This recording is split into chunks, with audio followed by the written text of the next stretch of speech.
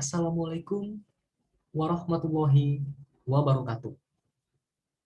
Hai semuanya, di video kali ini saya akan menjelaskan materi tentang uji chi-square. Secara matematis atau statistik, uji chi-square ini dilambangkan dengan simbol seperti ini, seperti huruf X ya, namun bukan huruf X, kemudian pangkat 2 atau kuadrat. Ya, karena pangkat 2 atau kuadrat itu dalam bahasa Inggris disebutnya square. Oleh karenanya disebut dengan uji chi-square.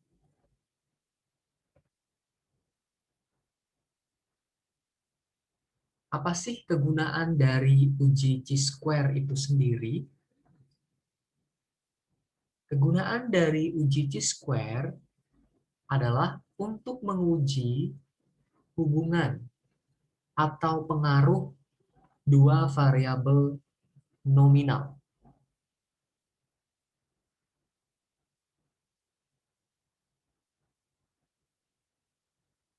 Dalam melakukan uji chi-square,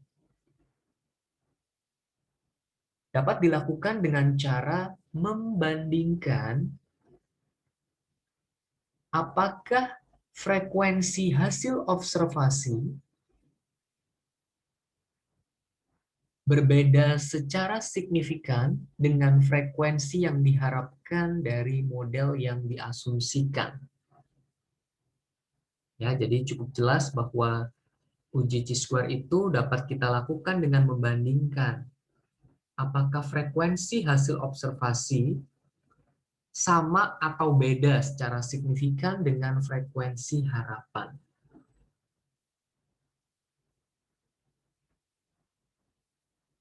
Adapun karakteristik chi-square, yang pertama adalah nilai chi-square itu selalu positif. Ya, jadi tidak ada chi-square bernilai negatif karena nilainya selalu positif.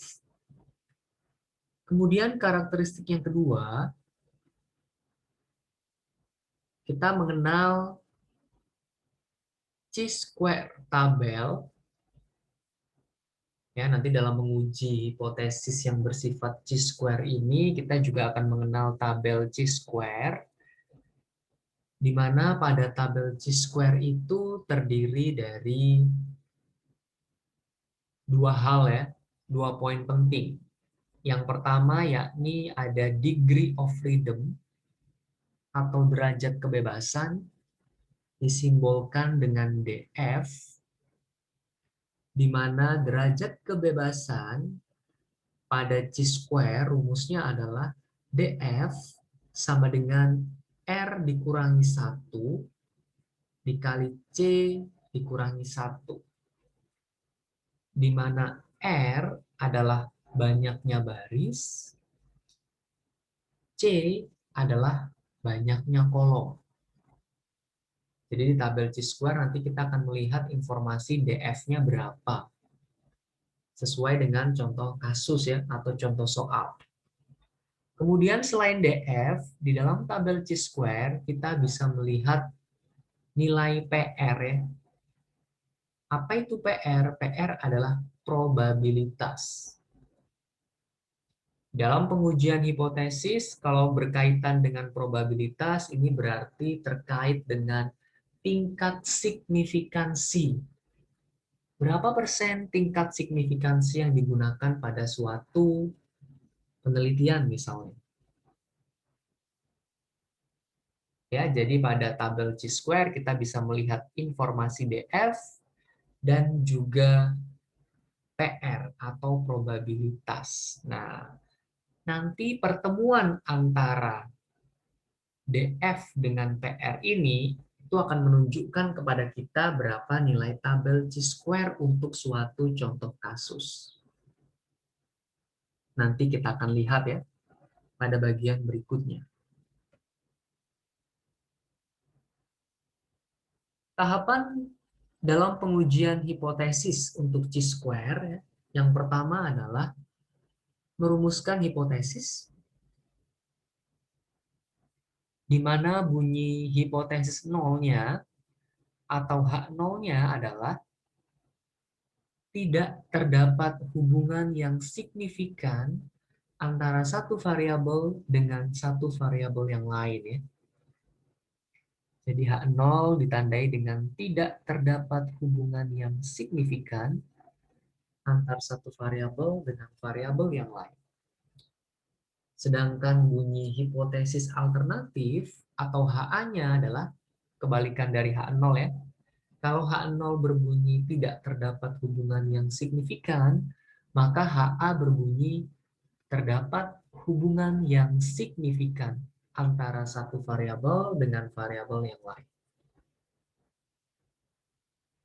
Kemudian tahapan yang kedua adalah menentukan nilai tabel chi-square atau chi-square tabel ya. Seperti yang saya jelaskan di sebelumnya, chi-square tabel bisa dicari dengan cara mencari titik pertemuan antara nilai probabilitas dengan degree of freedom atau DF yang tertera pada tabel chi-square. Itulah nilai chi-square tabel ya untuk suatu kasus. Setelah menghitung chi-square tabel, tahapan berikutnya adalah menghitung nilai chi-square hitung. Dalam menghitung chi-square hitung bisa menggunakan rumus seperti yang tampak di layar.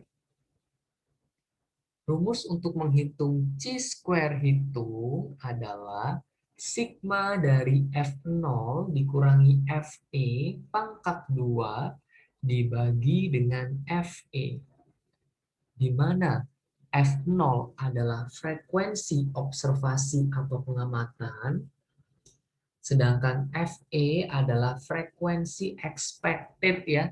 E-nya itu adalah expected atau disebut juga dengan frekuensi harapan. Jadi tahapan ketiganya adalah kita menghitung chi-square hitung dengan rumus seperti ini ya. Kita kurangkan nilai observasi dengan nilai harapan, kemudian dikuadratkan, dibagi dengan frekuensi harapan masing-masing. Tahapan yang keempat adalah menentukan kriteria pengujian. Ya, jadi kita bisa menentukan apakah H0 diterima atau ditolak. H0 diterima apabila chi-square hitungnya kurang dari sama dengan chi-square tabel.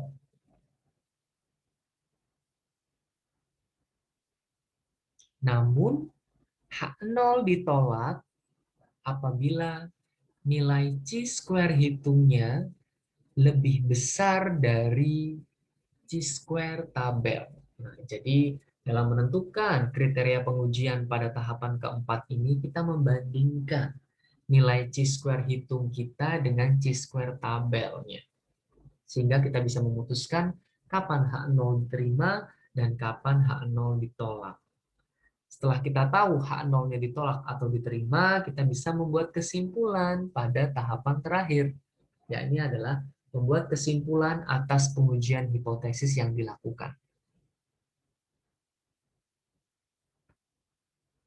Langsung saja kita ke contoh soal. Seorang peneliti ingin mengetahui apakah terdapat hubungan yang signifikan antara jenis kelamin dengan hobi. Ya, jadi di contoh kasus ini kita ingin menguji apakah terdapat hubungan yang signifikan antara variabel jenis kelamin dengan hobi. Di mana pada contoh soal ini, sampel yang diteliti adalah sebanyak 200 orang. Data penelitiannya seperti yang tampak di tabel. Di sini bisa kita lihat ya, jenis kelaminnya dibagi menjadi dua, yakni laki-laki dan perempuan. Kemudian untuk hobi dibagi menjadi 4, ya. ada yang hobinya olahraga, ada yang hobinya otomotif,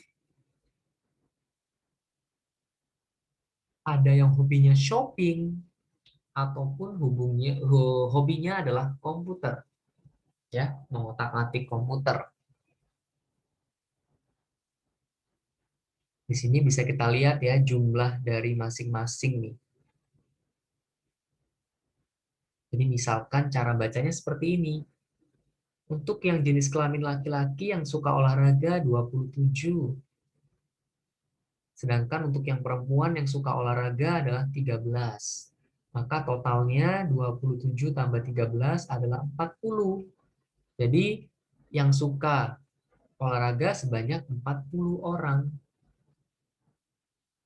Demikian juga untuk otomotif ya.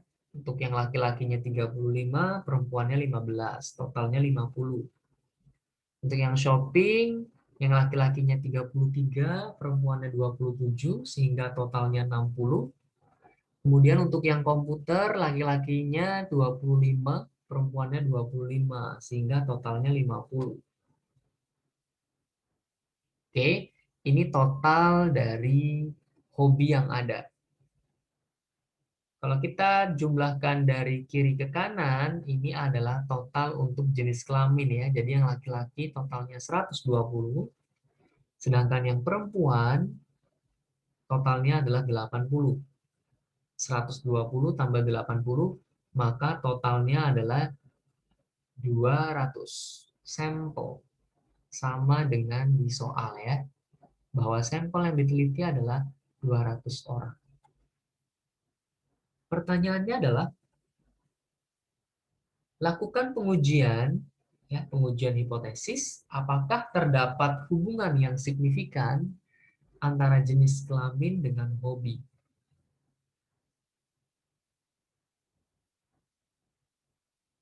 Ya, jadi di sini ingin dibuktikan apakah jenis kelamin dan hobi itu punya hubungan nggak sih, dengan catatan tingkat signifikansi atau probabilitas yang digunakan adalah 5%. 5% itu 5 dibagi 100 ya. Atau kalau kita buatkan desimal 0,05.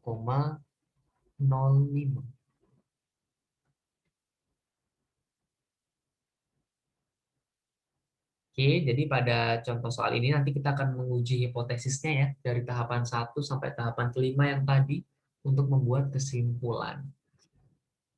Satu informasi lagi bagi teman-teman sekalian, ya di sini ini kita bisa lihat nih, ya, kalau kita baca kolom, nah berarti misalkan angka 27 nih.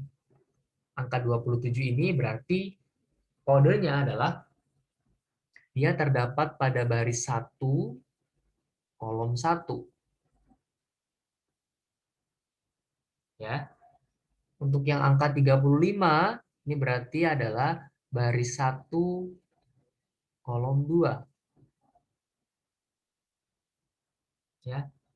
Untuk shopping, baris 1, kolom 3. Komputer, baris 1, yang 25 ya, baris 1, kolom 4. Terus kemudian untuk yang perempuan, baris di perempuan, angka 13 ini adalah baris 2, kolom 1. Angka 15-nya baris 2, kolom 2. Angka yang ketiga 27, baris 2, kolom 3. Yang terakhir 25 ini adalah baris 2, kolom 4. Hal yang perlu kita ketahui adalah angka 27, 35, 33, 25, 13, 15, 27, dan 25 ini adalah frekuensi observasinya, frekuensi pengamatan. Ya, jadi frekuensi yang didapatkan pada saat ke lapangan, pada saat survei ke lapangan. Karena Anda tahu kan tadi pada saat ingin menghitung menggunakan uji chi-square, kita harus menghitung nanti frekuensi harapan. Nah, yang ada di soal baru frekuensi observasinya atau frekuensi pengamatan ya. Ingat kode-kode ini. 11 berarti angka pada baris 1 kolom 1 sampai 2, 4 ya. Berarti angka pada baris 2, kolom 4. Oke, langsung saja kita ke penyelesaiannya.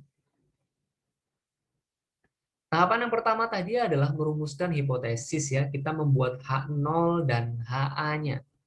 H0 selalu ditandai dengan kata depannya adalah tidak. Maka bunyi H0-nya adalah tidak terdapat hubungan yang signifikan antara jenis kelamin dengan hobi. Maka bunyi HA-nya atau hipotesis alternatifnya adalah terdapat hubungan yang signifikan antara jenis kelamin dengan hobi. Ya, itu adalah merumuskan hipotesis ya, membuat H0 dan HA sesuai contoh soal. Karena tadi ingat yang dibandingkan adalah jenis kelamin dengan hobi. Kemudian langkah yang kedua adalah menentukan nilai chi-square tabel. Nah, di soal tadi PR-nya atau tingkat signifikansinya atau probabilitasnya adalah 5% ya. Cek kembali di sini. 5% itu 5 dibagi 100, maka sama dengan 0,05. Ini probabilitasnya. Kemudian ada DF. DF ini adalah degree of freedom atau derajat kebebasan ya. Tadi rumus sebelumnya adalah R kurangi 1, ya, banyaknya baris kurangi 1, kalikan C minus 1. Ya. Kalikan dengan baris banyaknya kolom dikurangi 1. Tadi kita tahu kan, di contoh soal ini, barisnya 2 kan, laki-laki dan perempuan. Kolomnya 4, ada olahraga, otomotif, shopping, dan komputer. Sehingga untuk menghitung DF atau derajat kebebasan adalah R-nya tadi 2, banyaknya barisnya 2, kolomnya 4. Oke, 2 dikurangi 1, 1, 4 kurangi 1, 3. 1 kali 3 sama dengan 3. Ya, jadi kita punya nilai probabilitasnya 0,05 dengan DF 3. Pertanyaannya berapa nilai chi-square tabelnya pada saat probabilitasnya 0,05 dan DF-nya 3. Mari kita lihat tabel chi-square. Halaman 2 ya. Coba kita lihat tabel chi-square-nya. Akan saya tampilkan tabel chi-square-nya. Bentuknya seperti ini. Sini ya, tampilan tabel chi-square seperti ini. Langsung kita cek di halaman 2. Nah,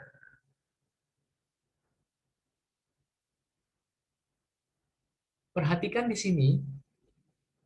Ya, kita akan mencari titik pertemuan antara probabilitas dengan DF ya, degree of freedom.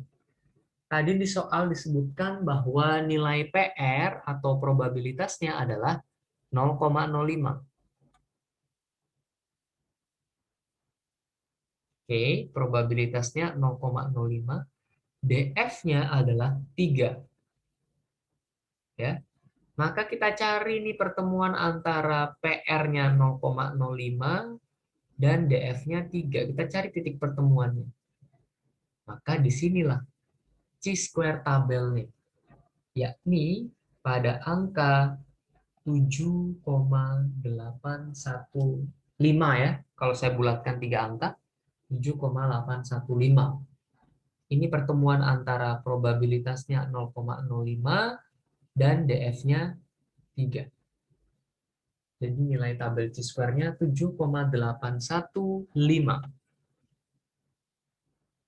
Oke, jadi cek kembali nanti di tugas atau di contoh kasus gitu ya, berapa nilai PR dan DF-nya. Anda cari titik pertemuan antara DF dan PR. Itulah nilai dari chi-square hitungnya. Oke, saya stop share dulu. Saya lanjutkan ke PowerPoint saya. Ya, Jadi nilai tabel chi-square-nya adalah 7,815. Setelah menghitung tabel chi-square atau mencari nilai chi-square tabel, tahapan berikutnya adalah menentukan atau menghitung nilai chi-square hitung. Ya, tahapan kedua sudah mencari chi-square tabel, tahapan ketiga adalah menghitung nilai chi-square hitung ya.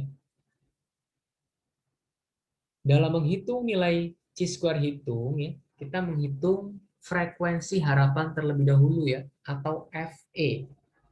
E-nya ini expected ya, harapan. Nah, di dalam menghitung frekuensi harapan ya, tadi kita tahu bahwa ada 8 yang ada angka di tabel ya. Nih, dari 11, 12, 13, 14 sampai 24. Nah, angka-angka yang tersaji di sini adalah angka-angka sesungguhnya atau frekuensi pengamatannya yang didapatkan di lapangan. Nah, kita juga akan mencari berapakah nilai harapan dari angka pada 11 ini sampai 24. Ya, kita udah dapat frekuensi observasinya, berapakah frekuensi untuk yang harapannya. Mari kita lihat. Cara menghitung frekuensi harapan misalkan ya, pada baris 1 kolom 1 misalkan di sini FE11 adalah 120 kali 40 dibagi 200. 120 di sini adalah total dari ini ya, total dari laki-lakinya 120 di sini. Angka 40 dikali 40 itu adalah olahraganya.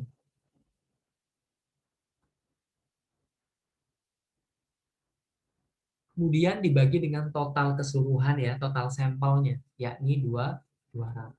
Nah, itulah nilai FE atau frekuensi harapan pada angka di baris 1 kolom 1.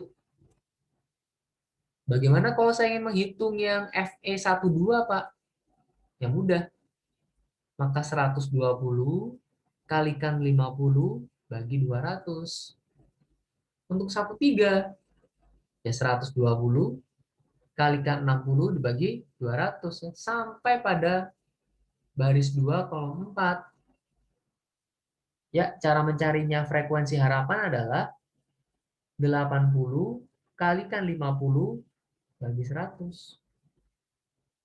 Ya, maka kita bisa menghitung tadi FE11 sampai FE24 ya. Seperti ini cara perhitungannya. FE11 nilainya 24, FE12 nilainya 30, FE13 nilainya 36, FE14 nilainya 30, FE21 nilainya 16, FE22 nilainya adalah 20, FE23 nilainya 24, FE24 nilainya 20. Itulah frekuensi harapan ya dari FE11 sampai FE24. Semuanya sama-sama dibagi 200 ya, karena sampelnya 200.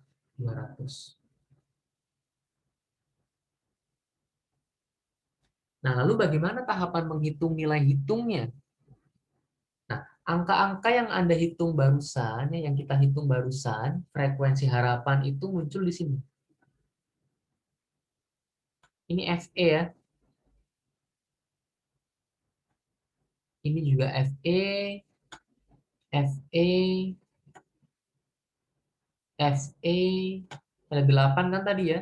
FE, ini FE-nya, ini FE-nya, dan ini juga nilai FE di kolom kedua, baris kedua, kolom 4 ya. FE24. Nah, yang depan terus ini angka apa? Angka depan ini adalah angka frekuensi observasinya. Angka yang ada di tabel. Tabel soal ya. 27 dilihat nih, 27, 35, 33. Kita lihat.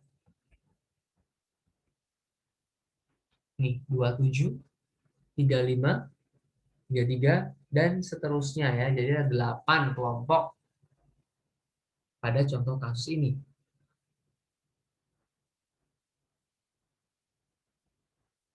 Kita lihat kembali. Ya, jadi sudah paham ya teman-teman ya. Ini adalah frekuensi observasinya 27 dikurangi frekuensi harapan pada baris 1 kolom 1 pangkat 2 dibagi dengan frekuensi yang ada pada frekuensi expected-nya, frekuensi harapannya. Demikian juga pada angka-angka yang lain ya, ditambah ini adalah frekuensi observasi dikurangi frekuensi frekuensi harapan dipangkatkan 2 bagi 30 ya. Jadi cek kembali frekuensi harapannya sama nih angka bawah dan atas ya. Ini kan sama. Demikian juga yang lain. Oke, sama semua ya. Tinggal dicari nanti cek angka-angka pada frekuensi observasi dengan frekuensi harapan ya. Ini semuanya sudah ditulis dengan benar. Setelah itu Anda hitung satu-satu ya, misalkan 27 dikurangi 24 pangkat 2 dibagi 24 hasilnya 0,375 ya. Di sini saya bulatkan 3 angka di belakang koma. Lalu yang berikutnya ini dikurangi dulu, dipangkatkan 2 bagi 30, hasilnya sekian. Dan yang berikut-berikutnya pun ya, hasilnya ini. Maka untuk mencari chi-square hitungnya, kita jumlahkan 8 angka ini. Chi-square hitungnya adalah 5,279. Ya, chi-square hitungnya bernilai 5,279. Itulah perhitungan tahapan ketiga ya dalam menguji chi-square. Ya, jadi kita tahu bahwa chi-square hitungnya 5,279, lalu chi-square tabelnya tadi 7,8115. Lebih besar chi-square tabel ya, yakni di angka 7,8115. Oke, tahapan ketiga sudah selesai. Kita ke tahapan yang keempat. Nah, menentukan kriteria pengujian, kita tahu bahwa nilai chi-square hitungnya 5,279 lebih kecil dari chi-square tabel, yakni sebesar 7,815, maka keputusannya adalah hipotesis 0 diterima. Kalau hipotesis 0-nya diterima, maka kesimpulannya apa? Ya, maka kesimpulannya adalah bunyi dari hipotesis 0. Hipotesis 0 dari penelitian atau kasus ini adalah tidak terdapat hubungan yang signifikan antara jenis kelamin dengan hobi. Nah, itulah kesimpulan yang dibuat dari contoh kasus ini ya, membuktikan bahwa tidak terdapat hubungan yang signifikan kok antara jenis kelamin dengan hobi.